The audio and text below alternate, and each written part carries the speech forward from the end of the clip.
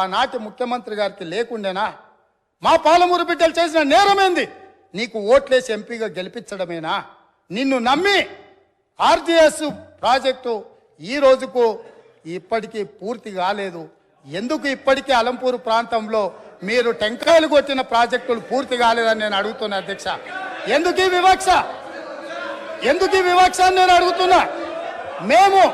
మేము ఎంపీగా గెలిపించకపోయినుంటే, ఆ పాలమూరు జిల్లా ప్రజలు నీకు ఓటు వేయకపోయినుంటే నీ రాజకీయ భవిష్యత్ ఎక్కడుండేది?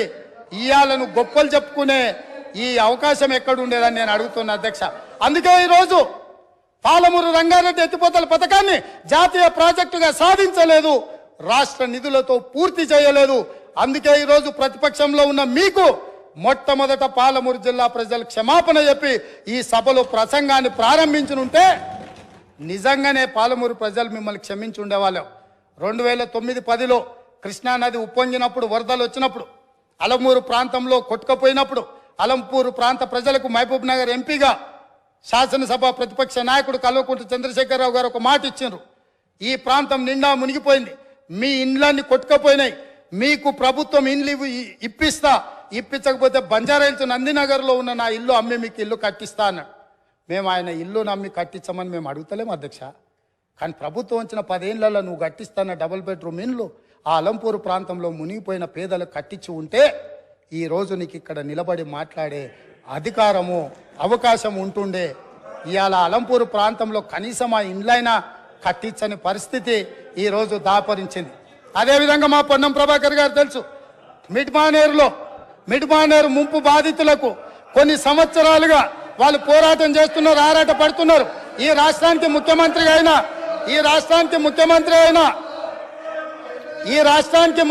అయిన చంద్రశేఖరరావు గారు మిడ్మానేరు ప్రాంత పర్యటనకు పోయిండు. ఏం మాట్లాడిండు? రాజన్న ఆ ప్రాజెక్టులకు అక్కడికి వెళ్ళి, నేను మీ ఊరు అల్లుడిని, మీరు మిడ్మానేరులో ముంపు బాధితులు, మీ అల్లుడు ఈరోజు తెలంగాణ రాష్ట్రానికి ముఖ్యమంత్రి అయిండు, మీకు అందరికీ న్యాయం చేస్తా, మీకు R&R ప్యాకేజ్ ఇస్తా, మీకు ఇండ్లు కట్టిస్తాని స్వయంగా తెలంగాణ రాష్ట్ర ముఖ్యమంత్రిగా నాడు చంద్రశేఖరరావు గారు అక్కడికి వెళ్ళి మాట ఇచ్చిండ్రు.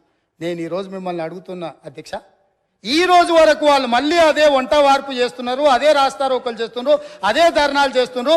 ఇదే పోలీసులు ఉమ్మడి రాష్ట్రంలో లాఠీ చార్జ్ చేసిన పోలీసులు వాళ్ళ మీద లాఠీ చార్జ్ చేస్తున్నారు. మా మంత్రి పొన్నం ప్రభాకర్ గారు ప్రతి నెల నిరసన కార్యక్రమాన్ని ఇప్పటి వరకు నిరసనలు కొనసాగిస్తూనే ఉన్నాడు. అన్నీ ఉన్న అల్లుడు నోట్లో శని ఉందన్నట్టుగా ఆ మిడ్మానేరు ముంపు బాధితులకు 10 ఏళ్ళైనా న్యాయం జరగలేదు. ఇది న్యాయమా? ఇదేనా ఈ రైతులను ఆదుకునేదని నేను అడుగుతున్నా అధ్యక్ష. అదేవిధంగా R&R ప్యాకేజీలో ఇండ్లు కోల్పోయిన వాళ్లకు, పేదవాళ్లకు ఇండ్ల పట్టాలు ఇస్తారు అధ్యక్ష. ఆ ఇండ్ల పట్టాలు రాజ్యసభ సభ్యులు జోగినపల్లి సంతోష్ కుమార్ 250 గజాలు ఇండ్ల పట్టా వారి పేదోడి కింద పట్ట తీసుకున్నాడు అధ్యక్ష.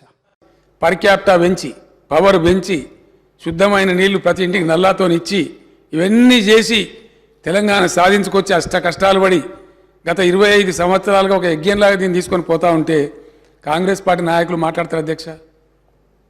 కేసీఆర్కి పిండం పెడతాం, ఇవన్నీ చేసినందుకు నాకు పిండం పెట్టాలా? ఈ తిప్పల పడ్డందుకు ఆ పిండం పెట్టాలా? మీ వల్ల కాని పని, మీ నాయకులు ఎంతరో మంది ఎన్నుచూపి పారిపోయినటువంటి తెలంగాణ ఉద్యమాన్ని నేను భుజానేసుకొని అనేక కష్టాలు పడి దీక్షలు చేసి చివరికి నా చావు మీద తెచ్చుకునేంత ప్రయత్నంలో తెలంగాణ తెచ్చిపెడితే మీకు పిండం పెడతామంటే ఎవరు హర్షిస్తారు అధ్యక్ష? ఇదేనా సంస్కారం? ఇదొక పద్ధతి? ఇదొక పార్టీ? దీనికో లెక్కన? చాలా బాధ కలుగుతుంది అధ్యక్ష, దుఃఖం వస్తుంది. ఎందుకంటే ఏందని నాకు అర్థం కాదు. ఇది పూర్తిగా ఎటుపడతాడు నోరుంది కదా అని విచ్చలవిడిగా మీ పార్టీల నియంత్రణ లేకపోవచ్చండి, కానీ సంఘం చూస్తుంది కదా, సమాజం చూస్తుంది కదా. నన్ను అడుగుతున్నారు మొన్న రాహుల్ గాంధీ ఏదో ఒక మాట అందరికీ మోడీ పేరేమున్నదంటే 2 సంవత్సరాల జైలు శిక్ష విధించారు అధ్యక్ష. అఫ్కోర్స్ నిన్న సుప్రీంకోర్టు స్టే ఇచ్చింది, సభ్యత్వం కూడా తీసేసిండ్రు. మేము ఆ చర్యలు తీసుకోలేమానండి? మేము తీసుకోకపోదుమా? మీరు ఏదో స్వేచ్ఛ కావాలి, స్వేచ్ఛ ఇచ్చినాం, మేము చాలా లిబరల్గా ఉంటున్నాం, డెమోక్రాటిక్గా ఉంటున్నాం, అన్ని రకాలుగా బాగుంటున్నాం. లేకపోతే మీరు అట్లా మాట్లాడిన దానికి మీ తాట తీసే పరిస్థితి ఇష్యూ కాదు కదా గవర్నమెంట్ అనుకుంటే. కానీ మీరంతా ఆ విధంగా ఇష్టం వచ్చిన అడ్డగోలు మాట్లాడినా మేము సంయమనం పాటిస్తున్నాం. మేము ఇది పోలీసులు ఉసుగొలుపుతలేం. ప్రజలే తీర్పు చెప్తారు రేపు పొద్దున అనే ఉద్దేశంతో మేము ముందుకు పోతా ఉన్నాం. కానీ బాధ మాత్రం కలుగుతుంది అధ్యక్ష. ఎక్కడ ఏం చేయని వాళ్ళు తెలంగాణ ఉద్యమం జరుగుతున్న దాని మీదకి తుపాకులు తీసుకొని పోయిన వాళ్ళు మాట్లాడతారు అధ్యక్ష. ఇలా రెండు పార్టీల అధ్యక్షులు అధ్యక్ష. కాంగ్రెస్ పార్టీ అధ్యక్షుడేమో రైఫిల్ తీసుకొని పోయిండు కరీంనగర్ జిల్లాకు, ఇంకో పార్టీ అధ్యక్షుడేమో అందరు రాజీనామా చేస్తుంటే ఆయన ఒక్కడు మాత్రం రాజీనామా చేయకుండా అమెరికాకు వారిపోయింది అధ్యక్ష.